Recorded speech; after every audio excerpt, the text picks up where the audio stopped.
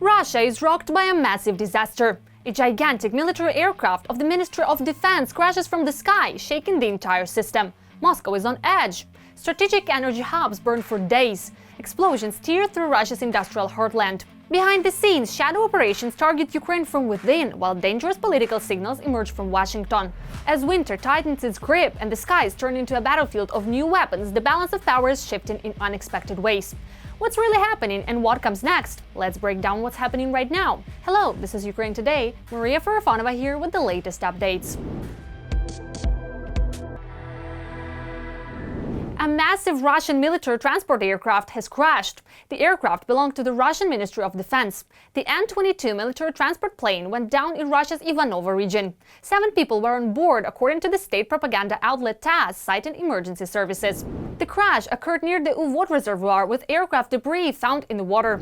According to the source, the An-22 was conducting a routine post-repair test flight.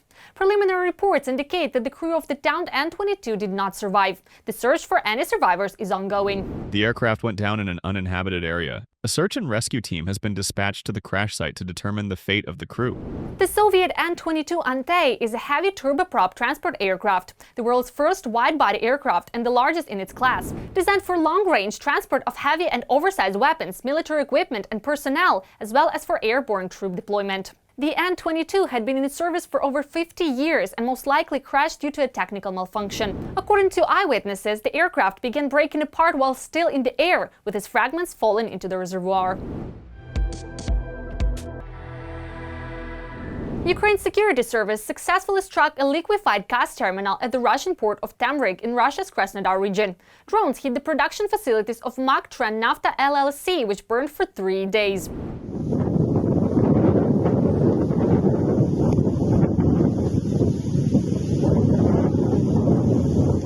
Maktran Nafta handles the transshipment of liquefied gas from rail cars and tank containers onto specialized LNG carrier vessels. The terminal was built in 2008 and is designed to handle up to 400,000 tons of liquefied gas per year. As a result of the strikes, a large-scale fire broke out in the tank farm. More than 20 out of 30 available storage tanks caught fire, each with capacity of 200 cubic meters. Explosions have also rocked Russia's Chuvashia region. In particular, a strike hit the Energozapchast plant in Cheboksary, which is part of the enemy's military-industrial complex. The Cheboksary-based Energozapchast plant is a leading manufacturer of spare parts and various proprietary units for high-voltage electrical equipment used at power plants and in power grids across Russia. Following the strike, several streets in the city were partially closed. Footage shows a fire and a thick column of smoke rising into the sky. US President Donald Trump once again complained that the Ukrainian side allegedly had not read the proposed peace deal and stated that despite his respect for the Ukrainian people and military, Russia is much larger and that, in his view, size should prevail. You know, they have to play by the rules. If they don't read the agreements, the potential agreements, it's not easy with Russia because Russia has the advantage. And they've always had it. They are much bigger. They are much stronger in that sense. I greatly respect the people of Ukraine and the Ukrainian military for their, courage and for their fight and all that. But, at some point, size usually wins. Also, commenting on his son Donald Trump Jr.'s statement about the possibility of distancing himself from the Russia-Ukraine war if his efforts to stop it prove unsuccessful, the head of the White House said that this was not quite so. Earlier, when asked whether the US president might distance himself from the war in Ukraine, Donald Trump Jr. answered in the affirmative, adding that his father is known for being unpredictable. I think he could do that. But what is a positive trait of my father, and a unique one as well, is that you never know what he will do. He is unpredictable. Russian security services are preparing a series of anti-war actions in major Ukrainian cities under the guise of peaceful protests, Ukraine's Parliamentary Commissioner for Human Rights Dmytro Lubinets reported. According to him, the hostile actions may take place in Kyiv, as well as in the south and east of the country, in Odessa, Dnipro, Kharkiv and Mykolaiv. Russia plans to primarily recruit women, including mothers of Ukrainian servicemen who are in captivity or missing in action, by promising them financial compensation. Russian security services likely expect that such participation will create an emotional effect, attract media attention, and provoke public resonance. According to him, the goal of these actions is to destabilize the internal political situation and pressure Ukraine's military and political leadership, especially amid consultations between Ukraine and the United States on the terms of ending the war. Russia continues to exploit the most sensitive issues, trust, unity, and the families of Ukraine's defenders, for information pressure. He urged citizens to remain vigilant and not allow the enemy to use human tragedies for propaganda. One of the Kremlin's top Z-War correspondents has admitted that the Russian army is still unable to supply its soldiers with basic underwear and socks. This striking confession highlights the deep logistical and systemic failures plaguing Russia's military machine.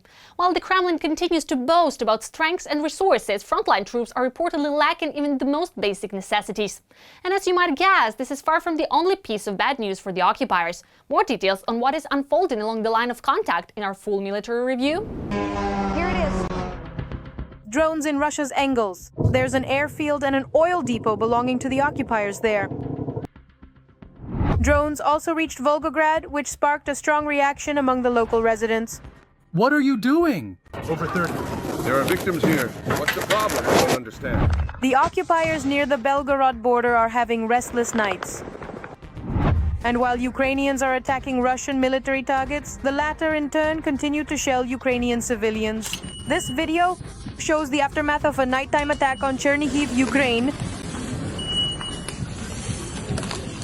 Russian forces attacked Okturka in the Sumy region. Hits were recorded on the roof and wall of one of the apartments in a 9-story building. Meanwhile, US President Donald Trump, who has taken it upon himself to broker peace between Russia and Ukraine, claims that Ukrainian President Volodymyr Zelensky is allegedly not ready to accept a peace plan, if it can even be called that. According to U.S. law, which was enacted back in 2017 during Trump's presidency and signed by Trump himself, the United States will not recognize any territories annexed by Russia from Ukraine since 2014, because once again, there is a corresponding law. So if you want to do what's written in this plan to recognize these territories as Russian, you first need to change your own domestic legislation. Your own law prohibits you from doing this. So here, not only is the proposed initiative itself, its primary initiator, external and without the explicit expertise and full approval of the State Department and the United States Congress, entirely illegal, but even the specific proposals contained within these very points themselves also directly contradict established U.S. federal law. There is a clear example of how Trump is able to negotiate. After the conflict was settled by the US president, clashes broke out on the border between Thailand and Cambodia. Numerous murders, rapes, and other crimes in the African country of Mali are being committed by militants of the African Corps, which is subordinate to the Russian Ministry of Defense and has replaced Wagner. Accordingly, knowing the treachery of the Russians, no one can guarantee that Ukraine will be protected from a repeat of the conflict. No one can offer us any other security guarantee more effective than strengthening Ukraine's defense forces. So the only thing we can do in terms of security guarantees is to strengthen our army, not reduce it. And in terms of peace, we see that there are those who want to reduce the size of Ukraine's army. Donald Trump Jr., the son and namesake of the American president, does not rule out that his father may distance himself from Russia's war against Ukraine if attempts to achieve peace prove unsuccessful. Russia steadfastly supports discussions about peace for only one crucial reason: to actively persuade the United States to completely stop providing further aid to Ukraine, or at the very least, to significantly minimize its extent. Because the war that Russia could have, as they said, and as was expected in Russia first and foremost, but also in the West, won in 4 days, capturing Kyiv and all of Ukraine in 2 months, has now been going on for almost 4 years. And to say that Russia is currently achieving significant successes would be far, far too overly optimistic for the Russian perspective. The so-called conquerors are going into Ukraine barefoot and barehanded, and they're the ones saying it themselves. 3.5 years of war. Can we really not centrally supply our army with underwear and socks? Apparently, the Russian command simply doesn't see the point in spending money on their soldiers, who are eliminated almost instantly. And to cover up the losses of the dead, they record them as deserters. Partisans are the ones telling these stories. Despite the problems in Vovchansk, Siversk, Mirnohrad, and Pokrovsk caused by the intense pressure from Russian troops, Donbas is holding on, according to Ukrainian war correspondents. Kupiansk is being shelled, but it still stands. Here too, the Russian army is taking a beating from the Ukrainian armed forces. The enemy continues to destroy Ukraine's energy infrastructure in an attempt to leave Ukrainians without electricity and plunge the country into despair. But here is the bad news for the Kremlin's war machine. F-16 fighter jets now in service with Ukraine have likely begun intercepting Russian Shahed drones using the inexpensive yet highly effective APKWS-2 guided rockets. This marks a significant shift in air defense tactics, cheaper interceptors against mass drone attacks. What this means for the balance in the skies and how it could change Russia's ability to terrorize Ukrainian cities. All the key details are coming up in our full report. Every day, Ukraine is under massive attack from Russian UAVs.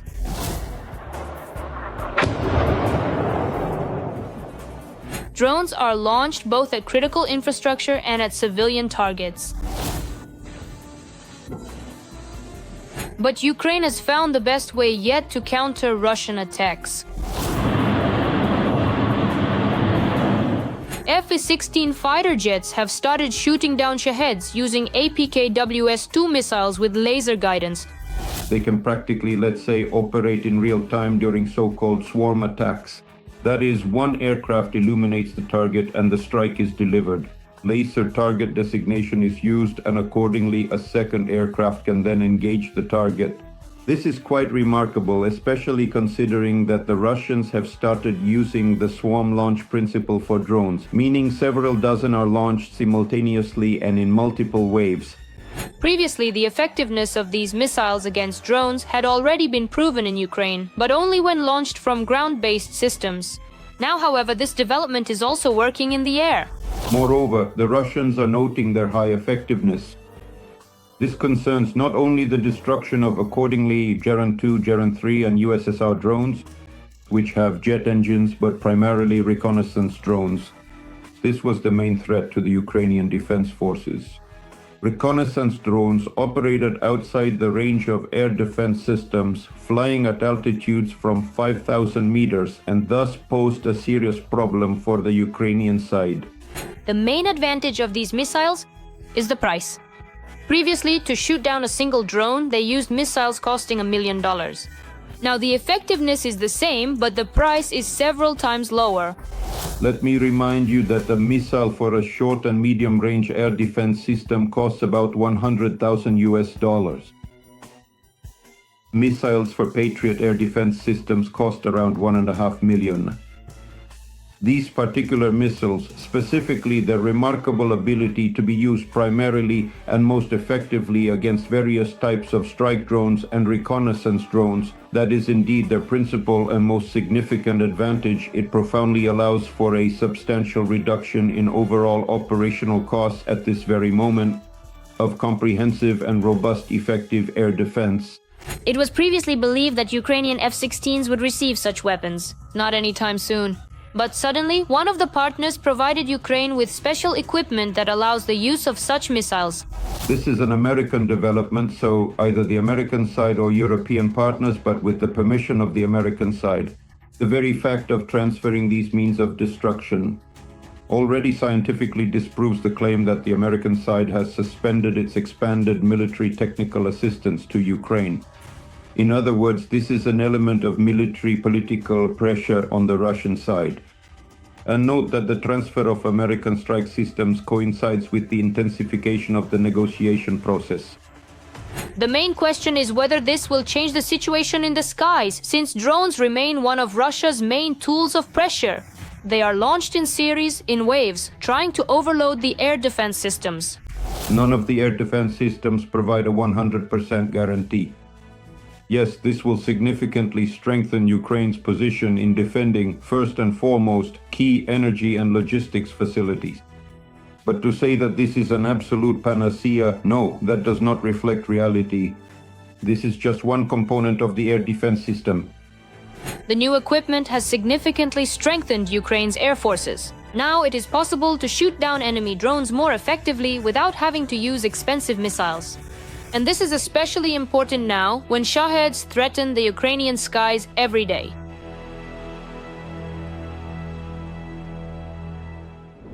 A manufacturer of enameled cookware from Gomel is now at the center of a disturbing investigation, accused of helping the occupiers organize deadly drone hunts against Ukrainians. According to investigative journalists, the Belarusian Santex plant is assisting Russia's largest UAV producer, the company Rustakt, in bypassing international sanctions and supplying a classified drone technology hub known as the Rubicon Center. Even more alarming, reporters suspect that instead of civilian cookware, Belarusian facilities may actually be assembling kamikaze drones intended for attacks on Ukraine. How a peaceful factory may have turned into a covert link in Russia's drone warfare, all the details in our full report. Pots, trays, garbage containers, and wheel stop systems. These are the products from the Gomel plant Santex that you can see on display. But under the table, Belarusians are also trading, and quite successfully, in drones. Santex's underground production operation went bust in June of this year. Among the posts about cookware, this one appeared about a quadcopter with a thermal imaging camera called Pioneer. The publication has now been removed from the site, but it was thanks to it that journalists were able to unravel the thread that led to the most powerful secret drone technology center in the Russian army, Rubicon. Wherever they are stationed, wherever they operate, I don't envy our units. Rubicon's main combat drone is the VT-40 Kamikaze UAV, also known as Sudoplatov. This is the most widely produced drone manufactured by the Russian company Rustakt as part of the Judgment Day project. The manufacturer is currently under sanctions from Switzerland and the European Union. A few months before being blacklisted, Rustakt was headed by Pavel Nikitin from Belarus. He moved to Russia in the 2000s and now owns several companies that fulfill orders for law enforcement agencies as well as the Russian defense industry. But as journalists have found out, Nikitin has not severed ties with his homeland, even though he renounced his Belarusian citizenship in 2010. Here, together with his relatives, he owns or manages at least 4 companies. One of them is SZA Zavod Santex. Through his Belarusian company, Nikitin supplies Rustakt with Western components from the Czech Republic, Italy, Poland, and the USA. Moreover, these deliveries took place after the sanctions were imposed. Journalists also obtained documents regarding shipments of goods that are not described in any way. By the way, similar invoices with completely undescribed goods were sent to the Russian Rustakt from China as well, amounting to millions of dollars. The same kind of undescribed equipment is also supplied to Rustakt by the Gomel-based cookware manufacturer Zavod Santex. In documents from a source within the tax service, we found 135 payments totaling more than 14 billion Russian rubles, which is over $152 million. So far, BRC has not been able to determine exactly what kind of equipment Zavod Santex is selling to Rustakt. However, journalists have confirmed shipments of drones from the world-renowned company DJI, which are banned for sale in Russia. According to their data, the Belarusian factory, which officially displays pots and basins in its store windows, re-exported DJI drones worth $2 million to Russia from 2022 to 2023. In total, according to calculations by the Belarusian Investigative Center, 14 Belarusian companies are helping Russians kill Ukrainians and hunt them like a safari. Since the start of the full-scale invasion, they have supplied 20,000 drones worth $34 million. And naturally, these figures are far from reflecting the real scale of assistance to Russia's military aggression. That's all for now. Stay with us to be the first to know what's happening right now. Don't forget to subscribe and hit the like button. See you soon!